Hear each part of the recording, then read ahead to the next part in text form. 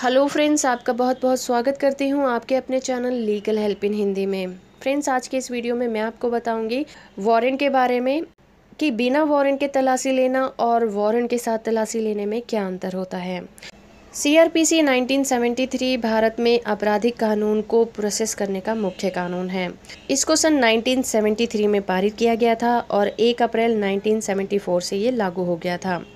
जब कोई अपराध किया जाता है तो हमेशा उसकी दो प्रक्रियाएं होती हैं जिन्हें पुलिस अपराध की जांच करने के लिए अपनाती है। एक प्रक्रिया पीड़ित के संबंध में होती है और दूसरी होती है आरोपी के रिलेशन में।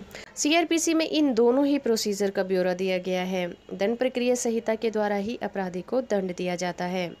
अगर हम वारंट की बात करें तो वारंट का सीधा मतलब होता है अधिकार पत्र, जबकि सर्च वारंट का मतलब होता है खोजने का अधिकार। चलिए सबसे पहले जानते हैं तलाशी वारंट के बारे में। तलाशी वारंट जारी करने का अधिकार किसी मजिस्ट्रेट या जज या फिर किसी योग्य अथॉरिटी को होता है। इस वारंट में पुलिस अधिकारियों को ये अधिकार दिया जाता है कि वो किसी जगह जैसे कि कोई गाड़ी, ऑफिस, मकान, दुकान, गोदाम या फिर किसी व्यक्ति की भी तलाशी ले सकते हैं और उससे रिलेटेड लोगों से पूछताछ भी कर सकते हैं। चलिए बात करते हैं सीआरपीसी के प्रोविजन के बारे में। दंड प्रक्रिया संहिता में दो तरह से तलाशी के अधिकार दिए गए हैं। पहला अधिकार है तलाशी वारंट के साथ तलाशी लेना और दूसरा है बिना वारंट के तलाशी लेना। चलिए सबसे पहले जानते हैं सर्च वारंट के साथ तलाशी को। दंड प्रक्रिया संहिता के सेक्शन 93, 94, 95 और 97 के अंतर्गत तलाशी वारंट जारी किया जाता है। इस तरह से तलाशी वारंट के अंतर्गत पुलिस या फिर उसके अधिकारी आपके घर, दुकान, मकान पर आएंगे और आपको मजिस्ट्रेट द्वारा जारी किया गया वारंट दिखाएंगे कि किस आधार पर आपके घर की तलाशी ली जा रही है। सर्च वारंट के अंतर्गत जारी किए गए जो वारंट है उसका उद्देश्य क्या होता है? किसी भी दस्तावेज का वस्तु को प्राप्त करने या फिर उपलब्ध करवाने के लिए, ये किसी डॉक्यूमेंट को प्राप्त करने के लिए करवाया जा सकता है या फिर ऐसे किसी घर की तलाशी लेना जहां पर कोई चुराई गई वस्तु रखी गई है या फिर जाली डॉक्यूमेंट रखे गए हैं।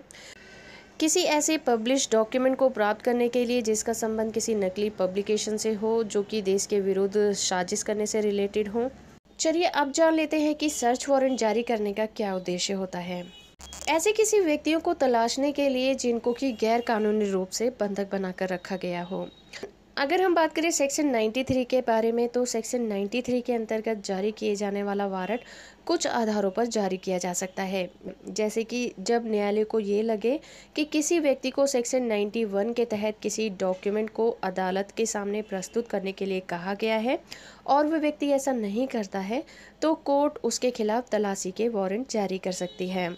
दूसरा ये कि जिस मामले में कोर्ट को ये लगता है कि किसी इंक्वायरी या फिर ट्रायल का उद्देश्य सर्च के आधार पर सॉल्व किया जा सकता है, ऐसी कंडीशन में भी सर्च वारंट को जारी किया जा सकता है। या फिर कोर्ट को ऐसा लगे कि ऐसी जगह पर चुराई गई प्रॉपर्टी हासिल की जा सकती है या फिर उस जगह पर ऐसी कोई चीज़ छुपाई गई है जिसका रिलेशन कोर्ट में जो केस पेंडिंग पड़ा है उससे है।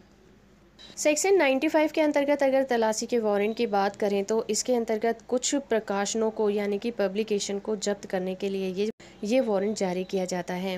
राज्य सरकार मजिस्ट्रेट से यह अनुरोध कर सकती है कि वो कुछ मामलों से रिलेटेड सामग्री या फिर डॉक्यूमेंट या पब्लिकेशन को जारी करने के लिए किसी व्यक्ति या फिर संस्था के खिलाफ वारंट को जारी कर सकती है जिसका संबंध सेक्शन 124A अर्थात देशद्रोह से हो। ऐसा कोई डॉक्यूमेंट जो कि देश के खिलाफ साजिश करने से जुड़ा हुआ हो या फिर सेक्शन 153A 153B से हो, यानी कि सामाजिक सौहार्द को बिगाड़ने के लिए हो, यानी कि समाज में अशांति फैलाने से रिलेटेड हो, या फिर उसका रिलेशन सेक्शन 293 या फिर सेक्शन 295A में हो, यानी कि ऐसी बातें या फिर कोई ऐसी सामग्री जो कि अश्लील कैटेगरी की हो और उनका पब्लिकेशन करना, लोगों में बांटना गैर कानूनी है।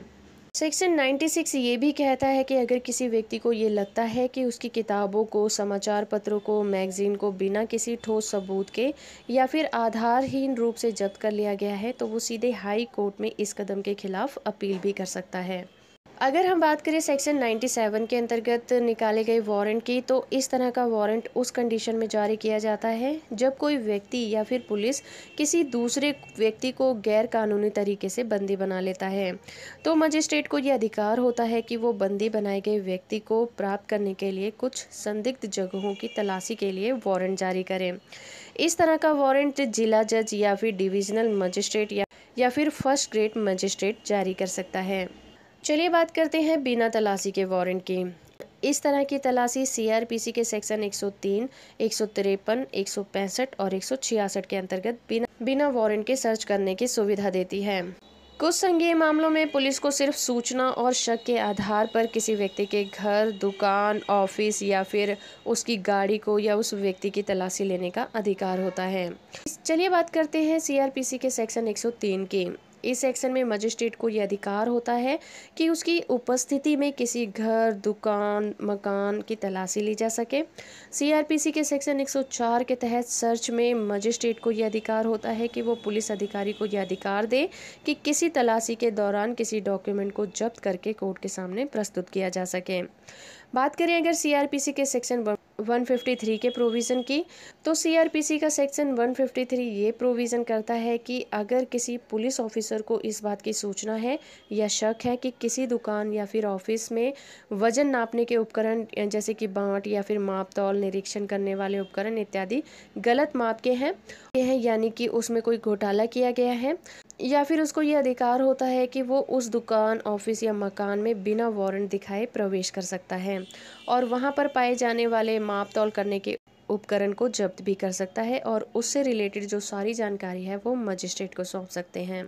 चलिए अब बात करते हैं सीआरपीसी के सेक्शन 165 के। जब भी किसी थाने के प्रभारी अधिकारी या फिर जांच करने वाले पुलिस अधिकारी के पास ये मानने के लिए उचित आधार होते हैं कि किसी भी अपराधी की जांच के लिए आवश्यक सबूत किसी जगह पर मिल सकते हैं, तो वो बिना किसी देरी किए बिना वारंट के ऐसी जगह की तलाशी ले सकते हैं। जैसे कि उस मकान या दुकान में घुसने से पहले लिखित रूप से ये बताना जरूरी होता है कि उसे उस परिसर में किस तरह के सुराग या फिर सबूत मिलने की आशा होती है।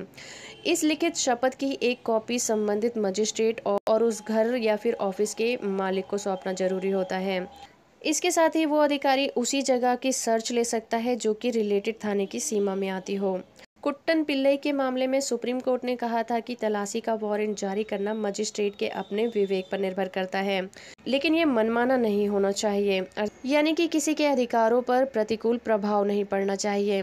तो फ्रेंड्स, आज के इस वीडियो में हमने जाना सर्च वारंट के साथ तलाशी और बिना वारंट के तलाशी में अंतर को।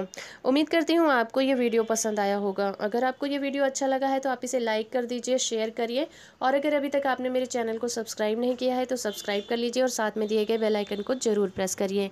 तो फ्रेंड्स, आज के लिए इतना ही, मिलते हैं अपनी नेक्स्ट वीडियो में। तब तक के लिए थैंक यू वेरी मच।